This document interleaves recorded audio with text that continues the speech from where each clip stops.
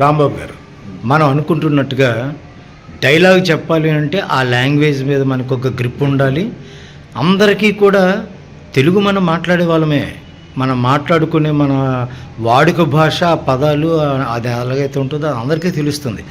ఇందులో కొత్తగా మనకు అందులో గ్రిప్ ఏముంది, మనం సంపాదించుకోవలసిన గ్రిప్ ఏమిటి అనేది ఒక డౌట్ వస్తుంది.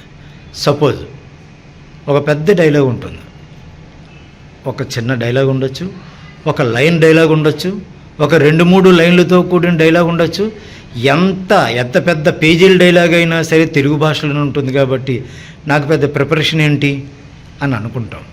మనం మాట్లాడేటప్పుడు భాష మీద మనకి అదే భాష మనం మాట్లాడుతున్న వాళ్ళమైనప్పటికీ కూడా ఆ భాష మీద కమెండు ఒక్కొక్కసారి ఎక్సలెంట్గా ఉంటుంది మనకు తెలియకుండా. ఒక్కొక్కసారి కొన్ని మాటలు ఎదుటి వాళ్ళు మాట్లాడిన మాటలు మనకు అర్థం కావు. చిన్న ఎగ్జాంపుల్ ఏంటంటే, డైలాగ్ అంటే ఎన్టీ రామారావు గారు మనకు గుర్తుకొస్తున్నట్టుగా ఆయన ఆయనకు భాషకు సంబంధించి ఒక ఎగ్జాంపుల్ ఒక మాట చెప్తూ ఉంటారు జనరల్గా.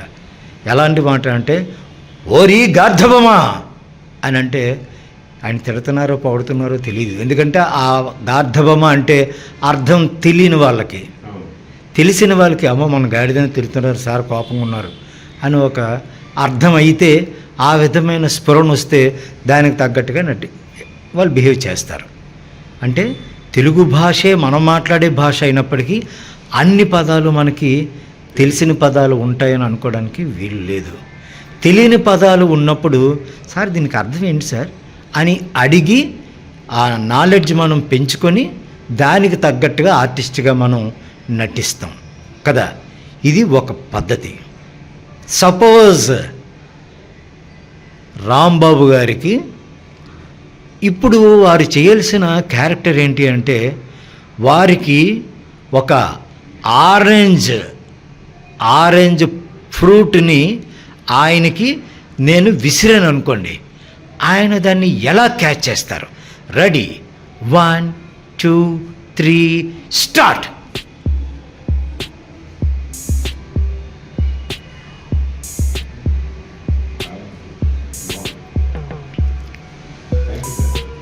రాంబాబు గారు ఇక్కడ మిస్ అయిన పాయింట్ ఏంటి అంటే, రాంబాబు గారి చేతిలోకి ఆరెంజ్ పండు వచ్చింది, పడింది.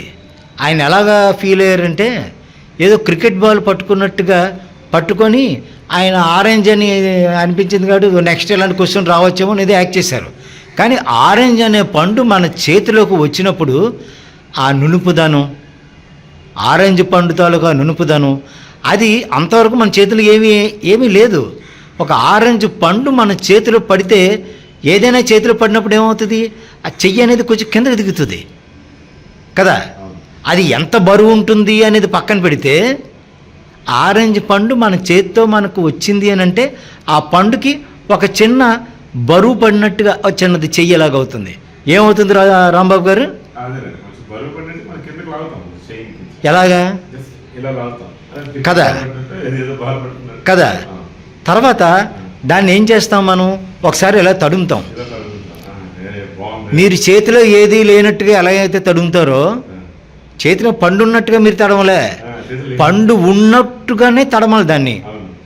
పండు ఎలా ఉంది, చేతిలో ఇలా ఉంది, అరచేతిలో ఉంది, పక్క చేతిని కూడా వాడచ్చు, లేకపోతే ఉన్న చేతితో ఒక చేతితో దాన్ని ఎలాగ అనొచ్చు. చేతిలో పండు ఉన్నట్టుగా మనం ఫీల్ అవ్వాలి. చేతిలో మన పండు లేదు సుమా, ఆరెంజ్ లేదు. మళ్ళీ నేను మరొకసారి ఆరెంజ్ ఫ్రూట్ని మీకు విసురుతున్నాను. Ready, 1 2 3 catch.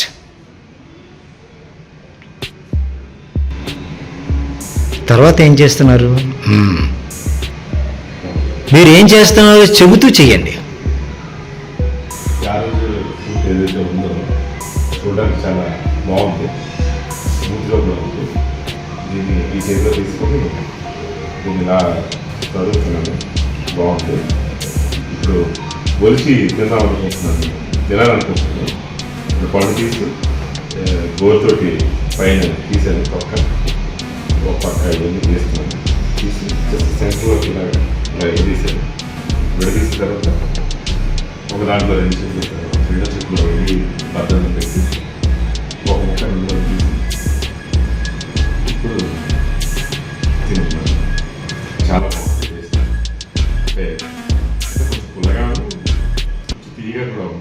రాంబాబు గారు ఒకసారి ఆగండి ఇక్కడ. ఆరెంజ్ని ఒలిచారు మీరు, అవును. అది ఒలిచి ఇలా ఒకసారి ఇలాగ అన్న వెంటనే ఆరెంజ్ తొక్కొచ్చేస్తుంది మొత్తం. అంటే నేను సెంటర్కి చీజ్ చేశాను సార్. పోనీ అలాగైనా తీశారు కదా, తీశారు. ఒక ముక్క చేతిలో 2 ముక్కలు అయింది. 2 ముక్కల్ని 2 చేతుల్లో ఉన్నాయా, ఒక చేతిలో ఉన్నాయా?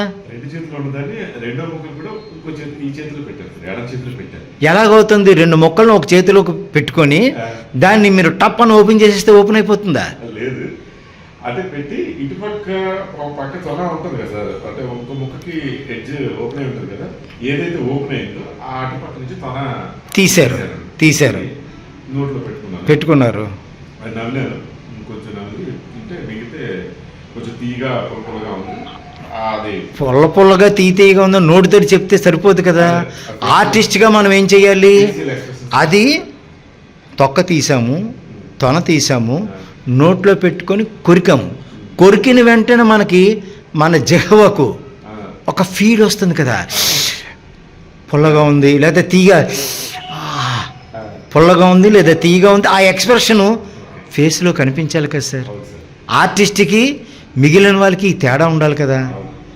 ఇది మనం చెయ్యలేదంటే వీఆర్ మిస్సింగ్ దట్ ఫీల్, అవునా కదా. మళ్ళీ నేను మీకు ఆరెంజ్ పండుని విసురుతాను, దాన్ని పట్టుకొని ఒరిజినల్గా మీ చేతికి ఆరెంజ్ పండు వస్తే మీరు ఎలా ఫీల్ అవుతారు అనేది ఇప్పుడు చేస్తారు. Ready, 1 2 3 catch.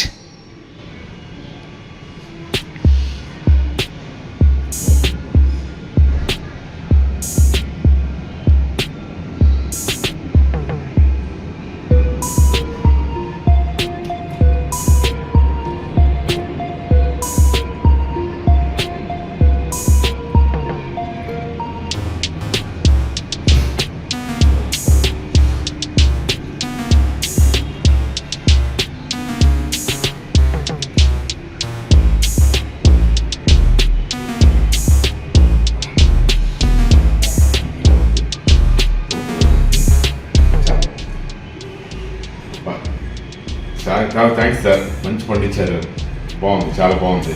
Thank you sir, thank you sir, thank you.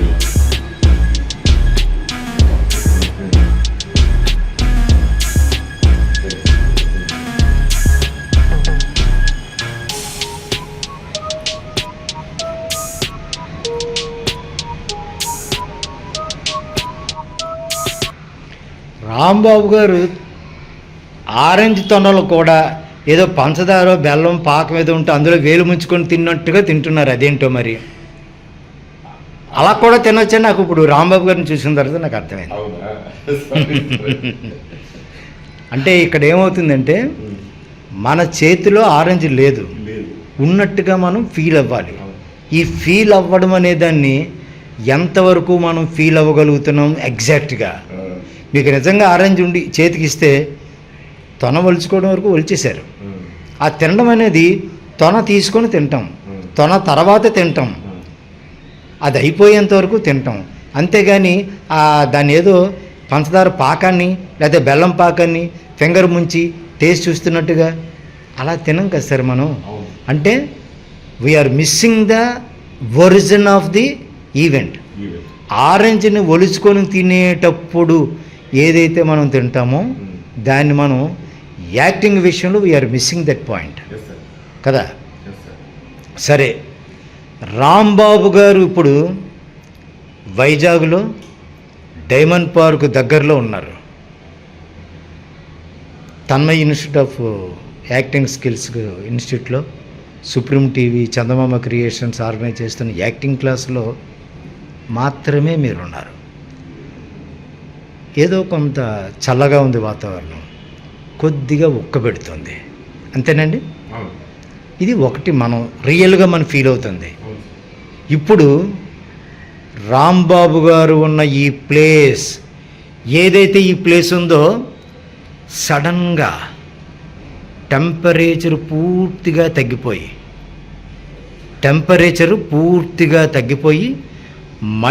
-డిగ్రీస్లోకి వచ్చేస్తుంది. అట్మాస్ఫియరు పూర్తిగా టెంపరేచర్ పడిపోయి -డిగ్రీస్లోకి వచ్చేసింది. అంటే మనం ఏ చింతపల్లిలోనో అరకులోనో ఆ లోపల ఇంకా ఇంటీరియర్ ప్లేస్లోనో ఉంటే అక్కడ ఎప్పుడూ చల్లగా ఉన్నట్టుగా, అక్కడ ఉండే చల్లదనం కూడా తగ్గిపోయి -డిగ్రీస్లోకి వెళ్ళిపోయి లైక్ ఒక హిమాలయ ప్రాంతానికి దగ్గరగా ఉన్నట్టుగా మంచు కొండల్లోకి మనం వెళ్తున్నట్టుగా వెళ్ళాం. చలి, భరించలేని చలి. నార్మల్గా ఉన్న రాంబాబు గారు భరించలేనంత చలిలోకి ఎంటర్ అవుతున్నారు. ఎంటర్ అయిన కాసేపటికి ఆ చలి తీవ్రత ఆయనని ఎలా రియాక్ట్ చేయిస్తుంది అనేది ఇప్పుడు రాంబాబు గారు యాక్ట్ చేస్తారు. Ready, 1 2 3 start.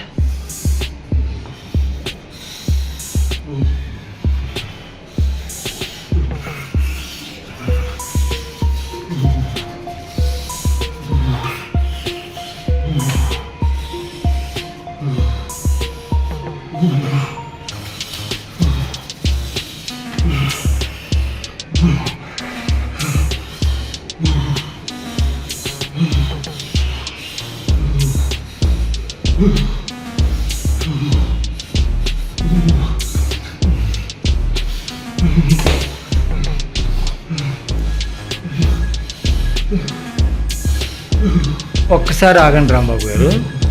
మీరు విశాఖపట్నంలోనే ఓపెనింగ్లో ఉన్నారు, ద్వారకా నగర్లోనే ఉన్నారు ఫస్ట్.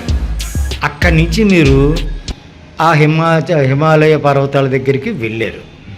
ఇక్కడి నుంచి అక్కడికి వెళ్ళినప్పుడు ఈ ఫీలు, ఈ టెంపరేచర్లోనే ఉంటారు. అక్కడికి వెళ్ళిన వెంటనే మీకు విపరీతంగా చలి పెరిగిపోవచ్చు. ఆ అట్మాస్ఫియర్కి కొద్ది కొద్దిగా మనం లోనవుతూ ఉంటాం. ఆ కూలింగ్నెస్ అనేది శరీరానికి నెమ్మదిగా పడుతూ ఉంటుంది. పడుతున్న కొద్దీ ఆ చలి తీవ్రత పెరుగుతూ ఉంటుంది. కాసేపు పోయేసరికి భరించలేనంతగా చలి పెరుగుతుంది. ఇది ఒకేసారి జరిగేది కాదు కదా. వైజాగ్లో ఉన్నప్పుడు నార్మల్గా ఉండాలి, హిమాలయ పర్వతాల దగ్గరికి వెళ్ళినప్పుడు కూడా నార్మల్గా ఉంటాం. అక్కడికి వెళ్ళిన కాసేపటికి చలి అప్పుడు స్టార్ట్ అవుతుంది. స్టార్ట్ అయింది నెమ్మదిగా పికప్ అవుతుంది. పికప్ అవ్వడం అలా కనిపించాలి. మీరు చేసినప్పుడు యాక్టింగ్లో ఎలాంటి ఎక్స్ప్రెషన్ వచ్చిందంటే, మీకు స్టార్ట్ అని చెప్పిన వెంటనే మీరు హిమాలయ పర్వతాలకు వెళ్ళిపోయారు. డైరెక్టర్ గారు ఇచ్చిన ఇండికేషన్ ఫస్ట్ మనం ప్రాపర్గా విని దానిని యాజ్ టీజ్గా ఇంప్లిమెంట్ చేయడానికి ట్రై చేద్దాం. Ready sir? మళ్ళీ చెప్తున్నాను, వైజాగ్లో ద్వారకా నగర్లో ఉన్నారు మీరు. కట్ చేస్తే ఏ ఫ్లైట్లో వెళ్ళారో మాయమైపోయారో తెలియదు, కానీ సడన్గా మీరు హిమాలయాస్లో వెళ్ళారు. అక్కడ హిమాలయాలు చూస్తే మనకి ఏమనిపిస్తుంది? అక్కడ మంచు పర్వతాలు. మనం చూసిన వైజాగ్ వేరు, అక్కడ ఉండే హిమాలయ పర్వతాలు అట్మాస్ఫియర్ వేరు. చాలా అబ్బురంగా ఉంటుంది కదా. ఆ ఫీల్ మన ఫేస్లో ఎక్కడ కనిపించలేదు. అది కనిపించాలి కదా. అది కనిపిస్తూనే గ్రాడ్యువల్గా చలిని కొద్దిగా మనం ఫీల్ అవుతూ తీవ్ర స్థాయికి వెళ్తాం. Ready sir? Ready, 1 2 3 start.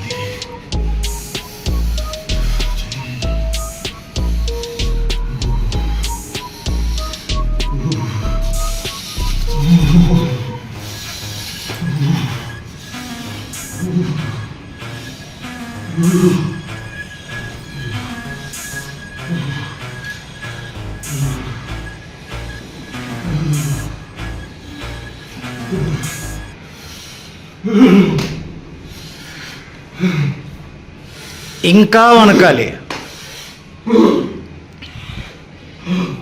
ఇంకా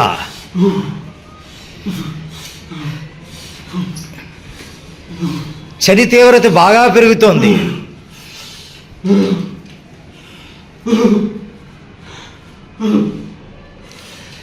ఫేస్లో ఎక్స్ప్రెషన్స్ తెలియాలి. చలి తీవ్రతకు సంబంధించి ఇంకా ఇంకా మీ నుదుట అదురుతుంది, బొగ్గలు వణుకుతున్నాయి, షోల్డర్ షివర్ అవుతుంది, తట్టుకోలేనంతగా పెరిగిపోతుంది.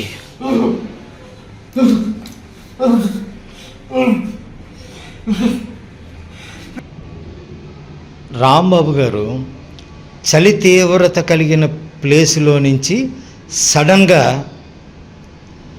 బాగా ఎండ విపరీతంగా ఉంది. ఇప్పుడు ఎండ విపరీతంగా ఉన్న రాజస్థాన్ లాంటి ఏ ప్లేస్కో వచ్చేసారు మీరు. కిందన ఇసుక వేడి, పైనుంచి ఎండ తీవ్రత. మళ్ళీ చెప్తున్నాను సార్, నేల మీద ఇసుక వేడి, పైనుంచి ఎండ తీవ్రత. ఈ రెండింటినీ బ్యాలెన్స్ చేస్తూ ఇప్పుడు రాంబాబు గారు యాక్ట్ చేస్తున్నారు. Ready, 1 2 3 start.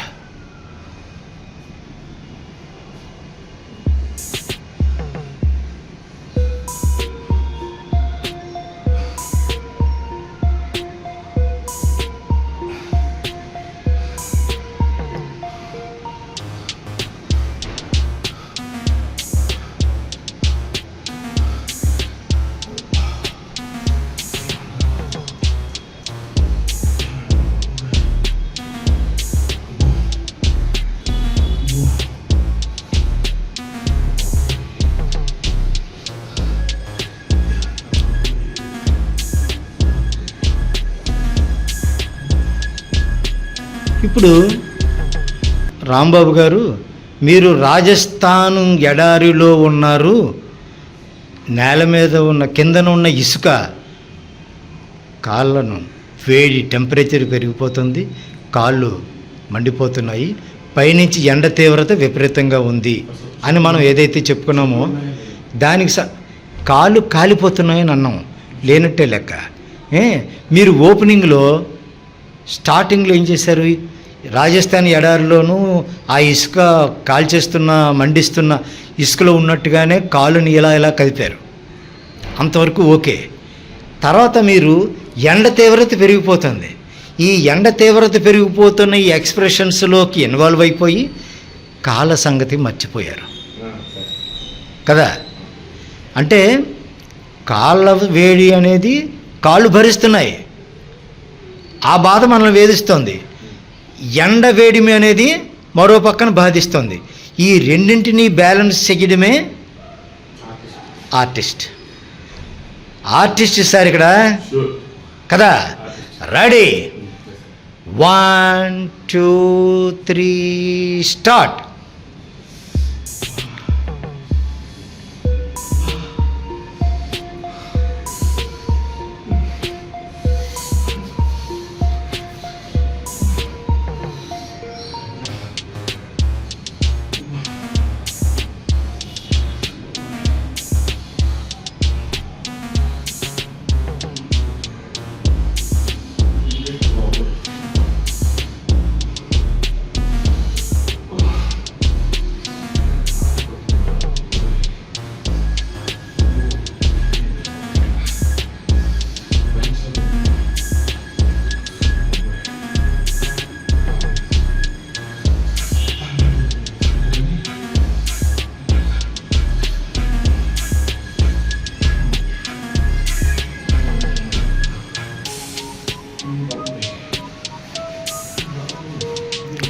రాంబాబు గారు ఎడారిలోంచి బయటకు వచ్చేసారు.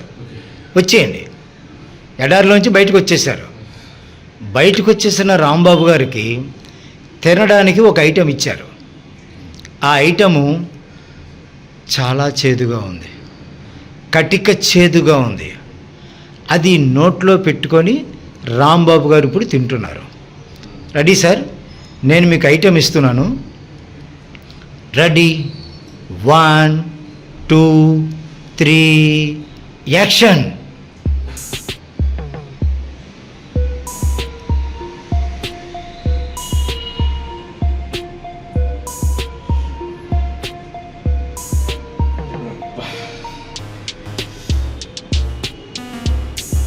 ఇంత చేదు ఉందండి బాబోయ్.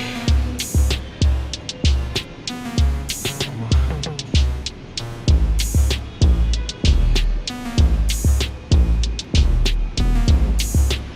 వన్ మోర్ సార్, రాంబాబు గారు మళ్ళీ మరొకసారి చేద్దాము. మీరు ఇచ్చిన ఎక్స్ప్రెషన్లో అది పుల్లదనమో తెలీదు, చేదో తెలీదు. చేదుకి ఇచ్చే ఎక్స్ప్రెషన్ ఒకలా ఉంటుంది, పుల్లదనానికి ఇచ్చే ఎక్స్ప్రెషన్ ఒకలా ఉంటుంది. చేదుగా ఉన్నప్పుడు అది నోట్లో పెట్టుకుంటే ఒళ్ళు జలధరించి ఎలా షేక్ అవుతుంది బాడీ ఒకసారి. అలాగే ఆ చేదిని నాలుక మీద తీసుకున్న దగ్గర నుంచి ఎలాంటి ఎక్స్ప్రెషన్స్ అన్నీ కనిపిస్తాయి. ఇప్పుడు వాటితో కూడిన ఎక్స్ప్రెషన్స్. ఇది పులుపు కాదు, చేదు. గుర్తుపెట్టుకోండి. రెడీ, నేను మీకు ఒక బౌలులో ఇచ్చాను ఒక పదార్థాన్ని.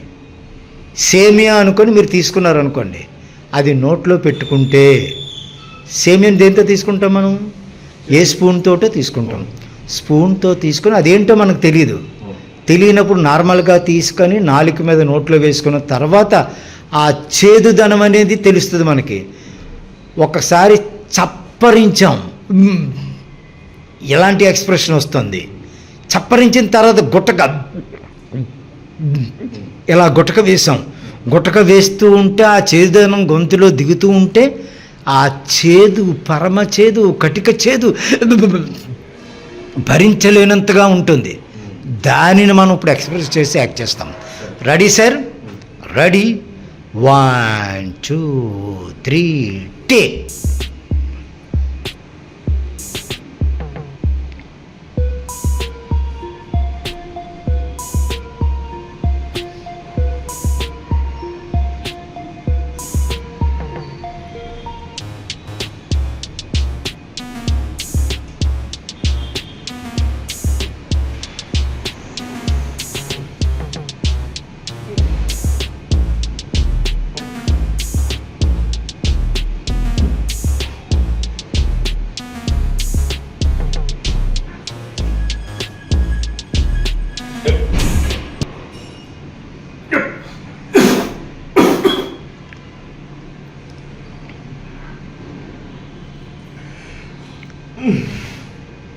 అమ్మో, ఇంత చేదు ఉంది బాబోయ్. నా వల్ల కాదు. సరే రాంబాబు గారు, ఇప్పుడు మనం ఒక చేదుగా ఉండే ఒక పదార్థాన్ని ఒక బౌల్లోకి వచ్చింది మన చేతిలోకి. బౌల్లోకి వచ్చిన ఆ పదార్థాన్ని సేమియాగా మనం అనుకున్నాం. మీరు కుడి చేతితో తీసుకొని ఎడం చేతిలో బౌల్ పెట్టి స్పూన్తో తీసుకొని తిన్నారు. మీ చేతిలో స్పూన్ ఉన్న విషయాన్ని మీరు మధ్యలో మర్చిపోయారు. తర్వాత మీరు గుటక ముందు కొద్దిగా టేస్ట్ చూశారు, చేదుగా అనిపించింది, ఆ చేదు ఎక్స్ప్రెషన్ వచ్చింది. మళ్ళీ మీరు చేతిలో స్పూన్ ఉన్న విషయాన్ని మర్చిపోయి మళ్ళీ గుర్తుకొచ్చి చేతిలో నుంచి స్పూన్కి ముంచి మళ్ళీ ఒక స్పూన్తో తీసుకొని నోట్లో వేసుకొని మళ్ళీ ఒక ఎక్స్ప్రెషన్ వచ్చేటప్పటికి అది చేదు ఉన్న ఎక్స్ప్రెషన్లా రాలేదు, పులుపు ఉన్న ఎక్స్ప్రెషన్ వచ్చేసింది పొరపాటుని. అయ్యే. ఇది అంటే ఇక్కడ మనం నేర్చుకోవాల్సిన విషయం ఏంటంటే సార్. కంటిన్యూటీ. Yes sir. ఆర్టిస్ట్కి కంటిన్యూటీ అనేది చాలా అవసరం. సార్.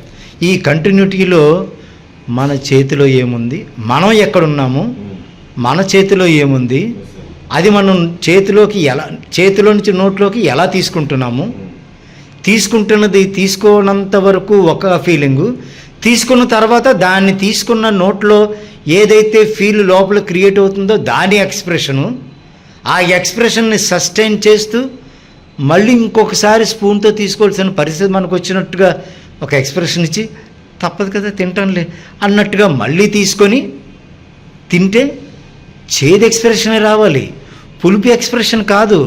ఫీల్ మారిపోకూడదు.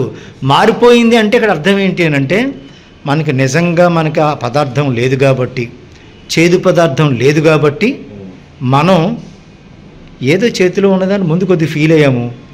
అది లేదు కాబట్టి మనం డైవర్ట్ అయిపోతుంది మన మైండ్. అక్కడ ఇక్కడ మూడ్ డైవర్ట్ అవుతుంది, మూడ్ అన్బ్యాలెన్స్ అవుతుంది.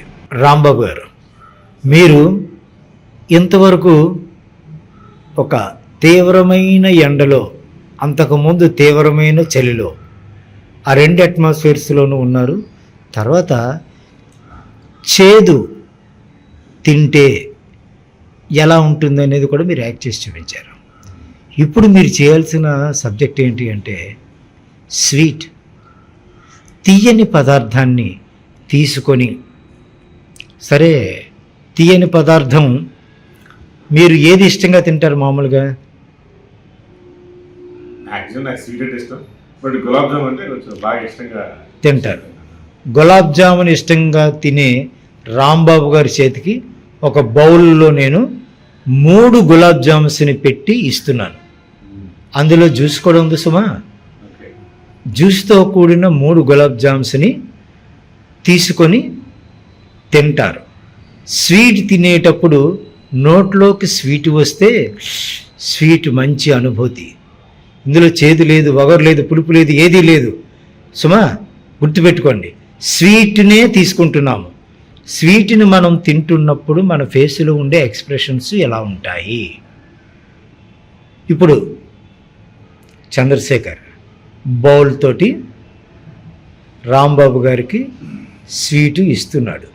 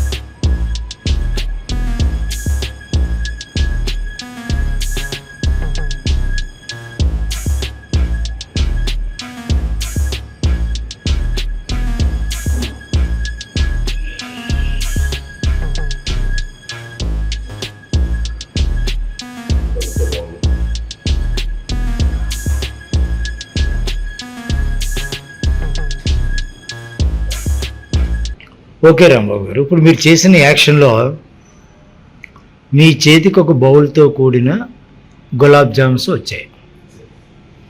ఆ బౌల్లో 3 గులాబ్ జామ్స్ ఉన్నాయి. అందులో తేనె కూడా ఉంది కదా, జ్యూస్ కూడా ఉంది. మీరు గులాబ్ జామ్ని చూసి, గులాబ్ జామ్ మీకు ఇష్టమని చెప్పారు కదా, ఇష్టమైనది మీ చేతికి వచ్చినట్టుగా మీరు ఓపెనింగ్ ఎక్స్ప్రెషన్ ఏమీ ఇవ్వలేదు. ఇష్టమైనది చేతిలోకి వచ్చింది అని ఫీల్ లేదు మీ దగ్గర. అది తిన్న తర్వాత స్వీట్గా ఉన్నదనే ఫీలింగ్ అని వచ్చింది, అది చూపించారు. మీరు ముక్కగా చేసి తిన్నారు కదా.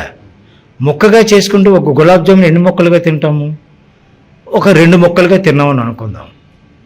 మీరు టోటల్గా చేసిన యాక్షన్లో 3 గులాబ్ జాములు తిన్నట్టుగా యాక్ట్ చేశారు తప్ప ముక్కలుగా చేసుకున్నట్టుగా మీరు యాక్ట్ చేయలేదు. తర్వాత ఒక ఫుల్ గులాబ్ జామున్ తీసుకొని తింటున్న ఫీలింగ్ పోనీ అలాగ అనుకుందాం. గులాబ్ జామున్ పూర్తిగా తీసుకొని రాంబాబు గారు తిన్నారు. పూర్తిగా స్పూన్లోకి తీసుకోవడం అనే విధానం ఒకలా ఉంటుంది, మొక్కలు చేసుకొని తినే విధానం ఒకలా ఉంటుంది. ఆ వేరియేషన్ ఏంటి అనేది చూస్తే తెలియలేదు. తర్వాత సరే ఒక గులాబ్ జామున్ పూర్తిగా తినేటప్పుడు స్పూన్లో పట్టుకుంటూ గులాబ్ జామున్ పూర్తిగా వచ్చినప్పుడు అది కొంచెం అటు ఇటు కదులుతూ ఉంటుంది కదా, ఆ కదులుతున్న ఫీలింగ్ లేదు. అది పడిపోద్దేమో అని భయం లేదు మీకు. మొక్క తీసుకొని తిన్నట్టుగా టైం తీసుకొని నోట్లో పెట్టేశారు. న్యాచురాలిటీ అనేది లేదు. తర్వాత సరే తినేశారు, 3 గులాబ్ జాములు తినేశారు, బాగుంది. అందులో జ్యూస్ ఉంది. జ్యూస్ని మీరు ఏం చేశారు, కప్పుని ఇలా పెట్టుకొని ఎత్తేసి లోపల తాగేశారు. స్వీటు జ్యూసు అలా వాటర్ తాగినట్టుగా లేదా మజ్జిగ తాగినట్టుగాను ఆ కప్పు నోట్లోకి ఎలాగ ఎత్తేసుకొని ఒకసారి తాగేస్తాం మనం. రియల్గా అలా తాగం మనం. ఏం చేస్తాం, ఒక సిప్ తీసుకొని నోట్లోకి ఆ స్వీట్నెస్ని మనం ఫీల్ అవుతామమ్మా. ఫీల్ అవుతూ స్టెప్ బై స్టెప్ ఒకేసారి మజ్జిగ తాగినట్టుగా తాగాం కదా. ఇదంతా ఎందుకు జరిగింది అంటే మీకు రియల్గా నేను గులాబ్ జామ్ ఇవ్వలేకపోయాను. ఇచ్చుండిలా ఉంటే ఆ గులాబ్ జామ్ నిజంగానే తినేవారు, నిజంగానే ఆ జ్యూస్ని తీసి టేస్ట్ చేసేవారు, నిజంగానే ఏదో జరిగేది. తర్వాత మీ చేతిలో ఒక కప్పు వచ్చింది కదా, చంద్రశేఖర్ అనేవాడు మీకు కప్పుతో గులాబ్ జామ్ ఇచ్చాడు కదా, ఆ కప్పు మీ చేతిలో ఏమైంది సడన్ కదా, జ్యూస్ తాగేసిన తర్వాత పైన మాయమైపోయింది. అదేంటో మీరు అనుకున్నారు, అది రిజిస్టర్ అవ్వలేదు అయితే. సో మనం చేసే ఒక చిన్న విషయంలో కూడా ఇంత యాక్షన్ ఉంటుంది. రియల్గా మనం ఎప్పుడైతే చేస్తామో అంటే ఆర్టిస్ట్ అనే ఒక వ్యక్తి రియల్ లైఫ్లో ఏదైతే ఎలాగైతే చేస్తాడో కెమెరా ముందు యాక్ట్ చేసినప్పుడు కూడా అదే రియాలిటీ అనేది ఇవ్వాలి. డైరెక్టర్ గారు మీ చేతిలోకి కప్పుతోటి గులాబ్ జామ్ వచ్చిందండి, తీసుకున్నారు, గులాబ్ జామ్ తీసి నోట్లో పెట్టుకున్నారు, టేస్ట్ చూశారు, వా అనుకున్నారు. అనుకున్న తర్వాత కట్ చేస్తే మీరు మళ్ళీ వేరే సీన్లో కట్ చేస్తే నేను తీసుకుంటాను అని డైరెక్టర్ గారు చెబితే అంతటితో అది అయిపోతుంది. చెప్పలేదు, మీకు ఇచ్చిన గులాబ్ జాము బౌల్లో ఉన్న 3 గులాబ్ జాములు మీరు తిన్నారు, తిన్నట్టుగా యాక్ట్ చేయాలి, అయిపోయినట్టుగా యాక్ట్ చేయాలి, అందులో జ్యూస్ తింటున్నట్టుగా తాగుతున్నట్టుగా యాక్ట్ చేయాలి. ఇవన్నీ ఎప్పుడు వస్తాయి, ఆ రియాలిటీకి మనం దగ్గరగా ఉన్నప్పుడు మాత్రమే వస్తాయి. సరే ఇప్పుడు స్వీట్ కూడా అయిపోయింది. ఒక పులుపుతో కూడిన, ఇందాక మీరు నారింజతోటి యాక్ట్ చేశారు కదా, ఇప్పుడు పుల్లగా ఉండే నారింజ పండు, ఆరెంజ్ ఇందాక మీరు తిన్నారు, పొల్లటి నారింజ తింటూ ఇప్పుడు మీరు ఎలా యాక్ట్ చేస్తారు? ఇక్కడ ఒక పాయింట్ మీకు నేను ఇండికేషన్ ఇస్తాను. నారింజ పండు ఆరెంజ్ తొక్క అంత సులువుగా వచ్చేయదు. మీకు ఇన్స్ట్రక్షన్స్ ఇస్తున్నాను. ఆరెంజ్ తొక్క వచ్చినంత సులువుగా నారింజ పండు తొక్క వలవబడదు. ఒలిచిన తర్వాత నారింజ పండుకి తొక్క మీద పలచగా లేయర్ ఉంటుంది. లేయర్ తీసుకున్న తర్వాత మాత్రమే తొనలుగా వస్తాయి. ఆ తొనలు ఒలిచేటప్పుడు చిన్న కన్నం పడింది అనుకోండి, అది అని చిన్నది నారింజ తొనల్లో ఉన్న ఆ రసం చిమ్ముతుంది. చిమ్మినప్పుడు పొరపాటున మన పెదవి మీద పడింది అనుకోండి, నాలుగుతోటి ఇలా చప్పరించామనుకోండి, అప్పుడు దాని ఇంపాక్ట్ కనిపిస్తుంది మనకి. ఎలాగా పొల్లదనం అనేది మన ఫేస్లో క్లియర్గా కనిపిస్తుంది. ఇది మీ దగ్గర నుంచి ఇప్పుడు నాకు కావాలి.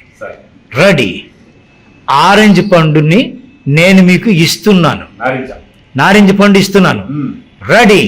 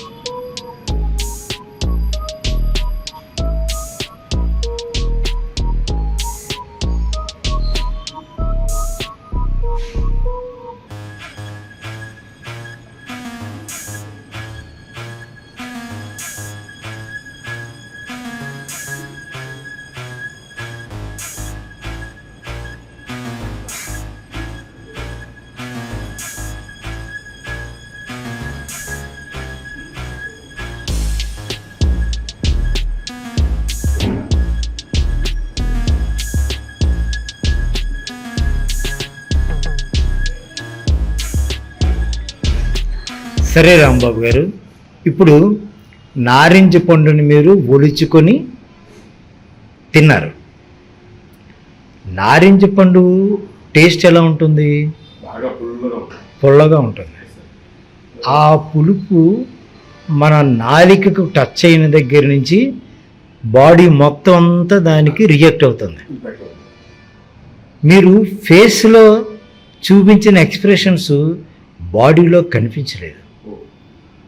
మీ బాడీ మాట్లాడలేదు, మీ బాడీ స్పందించలేదు. పొల్లదనాన్ని ఫేస్లో చూపించడానికి ప్రయత్నం చేశారు మీరు. బాడీలో అసలు చిన్న పులుపు మన నాలుక టచ్ అయింది అంటే అని ఒకసారి మన షోల్డర్ కూడా ఒళ్ళు జలధరించినట్టుగా ఆ పొల్లదనాన్ని, అది పొలకింత కాదు, జలధరింపు కాదు, ఒక రకమైన రియాక్షన్. ఆ రియాక్షన్ని మన బాడీ కనిపించని బాడీలో వచ్చే ఆ రియాక్షను కనిపించే బాడీలో కూడా షోల్డర్ రూపంలో, మన బాడీ కదలిక రూపంలో ఒకసారి చిన్న షేక్ లాగా జలధరించినట్టుగా అనిపిస్తుంది సార్. మీ ఫేస్లో కనిపించేదానికి ప్రయత్నం చేశారు కానీ ఫేస్ కిందన ఉన్న మీ షోల్డరు మిగిలిన బాడీని మర్చిపోయారు మీరు. ఎందుకు ఇలా జరిగింది? చందు అనేవాడు మీకు నిజమైన ఆరెంజ్ని ఇవ్వలేకపోయాడు కదా. ఆరెంజ్ని మీరు నిజంగా చేతికి అందుకొని ఉంటే, ఆరెంజ్ని మీరు నిజంగా తొక్క ఒలుచుకొని ఉంటే, ముందు మీకు ఒక ఇండికేషన్ ఇచ్చాను. ఆరెంజ్ అనేది తొక్క ఒలవడం కొద్దిగా కష్టమండి, అది తొక్క ఒలవడమే కష్టం. తొక్క తీసిన తర్వాత దాని మీద ఒక లేయర్ కూడా ఉంటుంది. ఆ లేయర్ని తీసిన తర్వాతే తొనలు మనం ఒలుచుకోవడానికి వీలైన పరిస్థితి వస్తుంది. ఇండికేషన్ కూడా ఇవ్వడం జరిగింది. ఇక్కడ మనం కొద్దిగా మరిచిపోయాం. అంటే కొద్దిగా కాన్సన్ట్రేషన్ ఎందుకో 100% లేదు, విత్ వేరియస్ రీజన్స్. మనం ఆర్టిస్ట్గా మనం ఎప్పుడూ అలర్ట్గా ఉండాలి, సహజంగా ఉండాలి, న్యాచురల్గా ఉండాలి. మీ చేత చేయించిన ఏవైతే ఇప్పుడు ఈ ఎక్సర్సైజెస్ ఉన్నాయో ఇవన్నీ కూడా ఒక సహజమైన థింగ్స్, న్యాచురల్ థింగ్స్. ఈ సహజమైనవి మనం అక్కడ ఉంటే అవి అనుభవిస్తే న్యాచురల్గా వచ్చేస్తుంది. మనకి ఎవరు చెప్పే పని ఏమీ లేదు. లేనిది కూడా ఉన్నట్టుగా మనం ఫీల్ అవ్వడమే ఆర్టిస్ట్గా మన తాలూకా టెక్నిక్. సో మళ్ళీ రేపు మరొక కొత్త విషయం గురించి మళ్ళీ మనం మాట్లాడుకుందాం. స్టెచ్ ఆన్.